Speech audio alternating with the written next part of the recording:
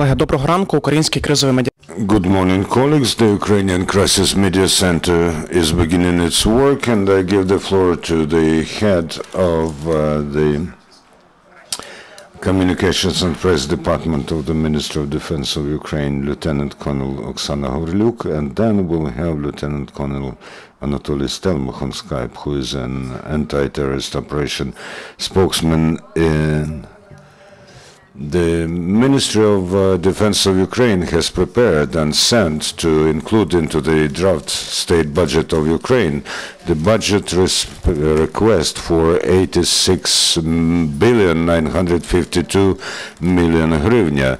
Out of this sum, 46.5 billion hryvnia is meant to finance the armed forces of Ukraine within the maximum limit of expenditure 790 million at the request of at the expense of revenues of the special fund, and 39.6 billion hryvnia as a result of additional budgetary request.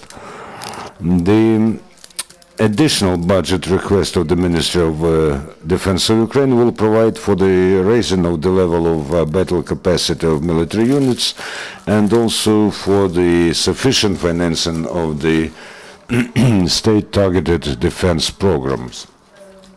At the moment, from the medical military personnel of the armed forces of Ukraine, 32 mobile doctor and nurses brigades, teams, and the groups of strengthening civilian hospitals and mobile groups of medical supply in the anti-terrorist operation zone are formed. Also 3 military mobile hospitals and 2 detached auto-sanitary companies. The new composition of the individual medical kit is confirmed, which corresponds to all the standards of NATO, and the Ministry of Defense has already provided for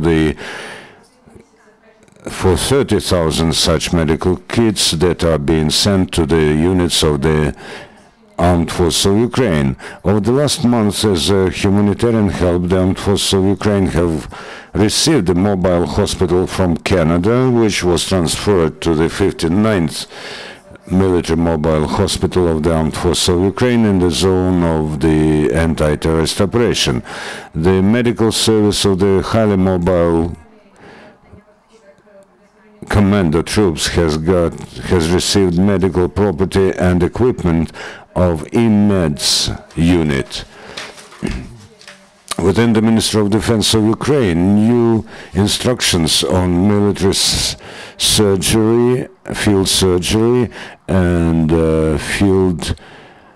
military field therapy were drafted. These documents have been prepared with the consideration of the unique experience that our military doctors have received in the anti-terrorist operation zone. Besides, to raise the awareness of military servicemen with rules of providing individual and mutual medical help on the battlefield, the Ministry of Defense has prepared the instruction for military servicemen for the provision of medical help, to qualitatively prepare sanitary instructions for the Armed Forces of Ukraine on the basis of 169th Training Center of the Land Forces, Desna.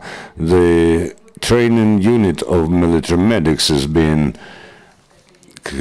formed to strengthen the military medical institutions with specialists. The early graduation of doctors and provisors from the Ukrainian Military Medical Academy was held. Besides, from reserve, more than 1,300 of medical workers and almost 1,000 other individuals were received for military service to fill in the vacancies in the medical units of military units. On the military training ground, testing ground next to Chernihiv, the specialists of the State Scientific and Testing Center of the Armed Forces of Ukraine have checked the battle capacity of a new Ukrainian-made 120mm mortar.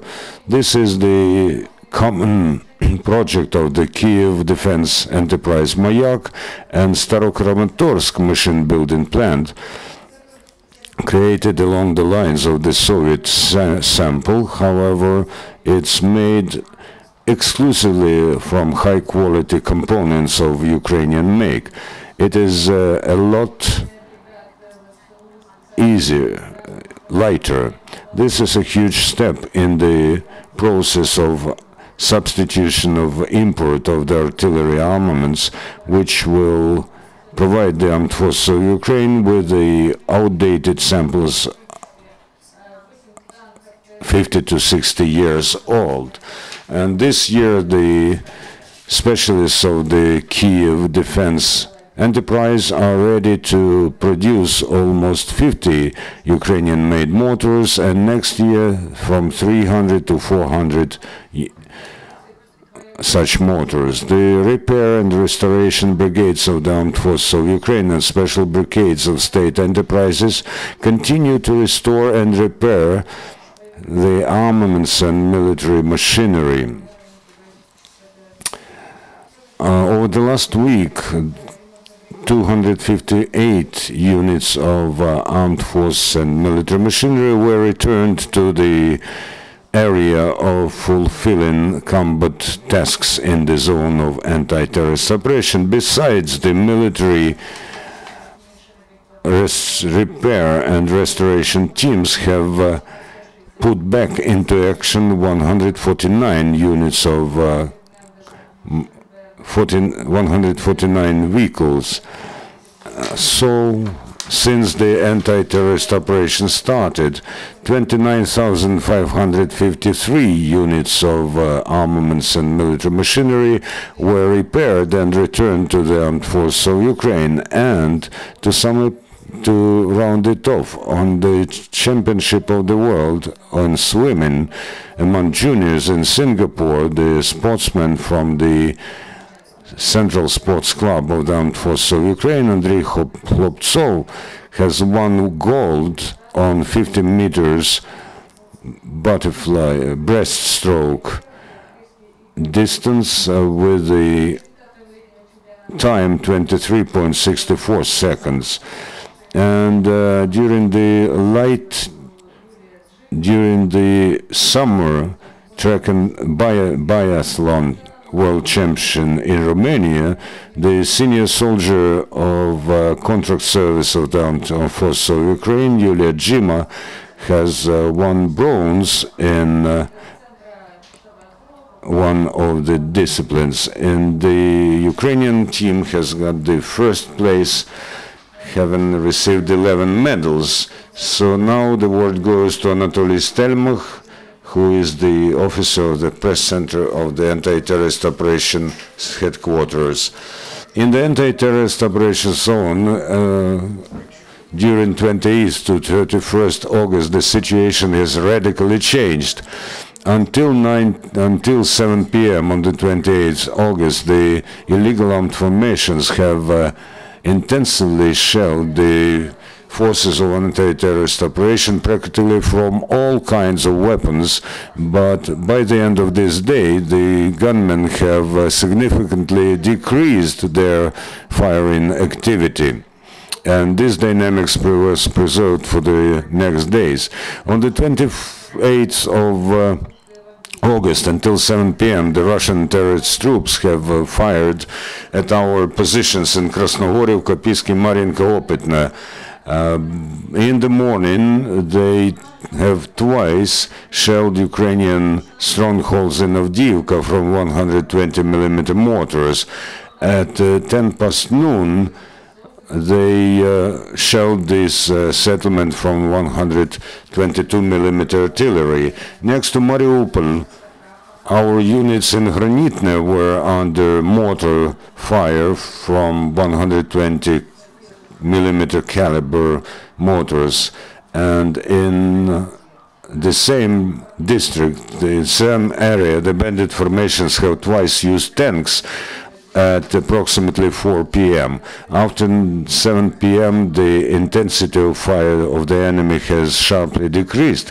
However, at 7 p.m., next to Donetsk, from the side of Spartak, the gunmen have shelled our stronghold in Avdiivka from a tank, mortars of 120 and 82 millimeter caliber, also from grenade launchers, and used small firearms. Next to Mariupol at 9 p.m., almost 10 people of subversive and reconnaissance group of the enemy, supported by the armed personnel carrier and firearms, have tried to elude our positions, to maneuver around our positions in Bogdanivka. As a result of combat clash, the enemy retreated. On the 29th of August at almost 1 a.m., our positions were fired upon from small firearms in the vicinity of Shastya and twice in Opitne. Besides, at almost 2 p.m., the gunmen have fired from high-caliber machine guns again on the units of anti-terrorist operation in Luhansk, in Artemivsky sector, and on Shirokino next to Mariupol. At 2 p.m., they have launched grenades against Luhansk. On the 30th of August, from 6 a.m. to 6 p.m., along all the entire demarcation line, there were 3 cases of the violation of ceasefire in Artemivsk sector. At 2:30 p.m. and at approximately 5 p.m., the illegal armed formations have chaotically fired from small firearms on the stronghold of the anti-terrorist operation forces in the vicinity of Lozove. At 4 p.m., next to this settlement, the gunmen have fired at the Ukrainian units from grenade launcher. On the 31st of August, the gunmen have fired at our positions in Krymsk in Luhansk. At approximately 1 and 3 a.m., they have fired at strongholds of the anti-terrorist operation forces in Mariinka from grenade launchers, high-caliber machine guns, and small firearms. In general, from 7 p.m. 28th of August until 31st August, the illegal armed formations have 72 times violated the regime of ceasefire. Today, on the 1st of September, from midnight and until 6 a.m., along the entire line of demarcation, the enemy has not used their arms. It is worth mentioning that in spite of shellings and firings, the armed forces of Ukraine were not aloof from the problems of the residents of Donbass. The units of civil-military cooperation from July have restored electricity lines in Mariinka and Krasnohorivka, and they are building running water pipeline in Uspenivka and Mariinka and Krasnohorivka. According to the latest news, the enemy's armed formations leaders try to involve the residents of Donbass in their ranks at any cost. However, for many